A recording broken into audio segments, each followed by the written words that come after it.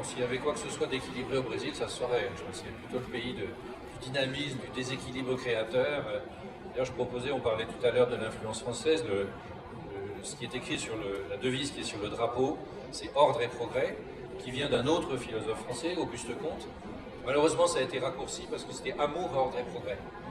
On a perdu l'amour en cours de route, ou alors il est tellement évident. L'amour, on peut toujours les retrouver. Oui, et puis on n'a pas besoin de le dire, ça va tellement de soi que c'est vrai. Et je proposais qu'on écrive plutôt, mais ma proposition n'a pas été suivie, soit qu'on écrive changement de programme, parce que c'est quand même une des phrases qu'on entend le plus au Brésil, soit progrès dans le désordre, ce qui est beaucoup plus le style brésilien, c'est-à-dire l'improvisation créatrice, l'improvisation de dernière minute, tout se fait à la dernière minute, et ça marche. Ce que je crois, et je le dis dans le livre, qu'il me semble que le Brésil est beaucoup mieux préparé à vivre la crise que nous sommes actuellement que la Suisse, l'Allemagne, même la France, où tout est bien organisé. Et si ça déraille, on est perdu. Donc au Brésil, comme tout se fait dans le désordre et dans l'improvisation, c'est normal. Je crois qu'il y a une phrase taboue au Brésil qu'on ne peut pas prononcer. Tu avais qu'à t'y prendre avant. Et quand on arrive pour dire « Ah, j'ai oublié de retenir le stand au Salon du Livre en temps et en heure », en France, on vous dit, tant pis pour vous, vous avez qu'à y penser avant. Et qu'au Brésil, on dit, oh, tu m'embêtes un peu, mais enfin, on va trouver un moyen. On va s'arranger. Et en fait, ça s'arrange toujours, et du coup, vous créez une dette, et le coup d'après, c'est vous qui êtes gentil avec celui qui arrive trop tard. Je crois que cette espèce de... le jeito brésilien, c'est quelque chose qui est entretenu. En fait, le mouvement noir aux États-Unis, c'est largement constitué par des militants qui s'étaient réfugiés aux États-Unis sous la dictature, et qui ont un peu ramené des schémas des Black Panthers, du Black Power, etc.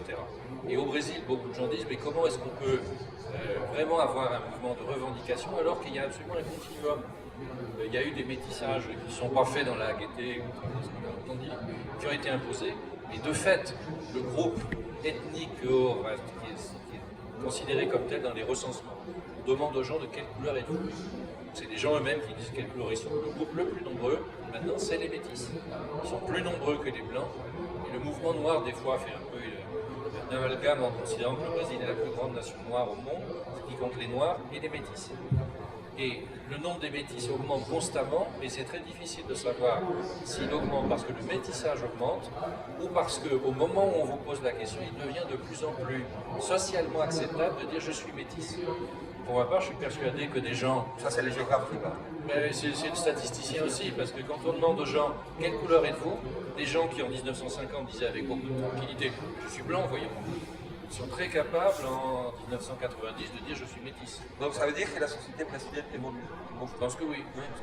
Ça devient plus socialement acceptable. En même temps, ça continue. Le métissage physiologique, tous les sens du terme, se fait. On a de plus en plus de mariages. De plus en plus, je sais pas, mais il y a fréquemment des mariages entre des gens qui ont des couleurs de peau différentes.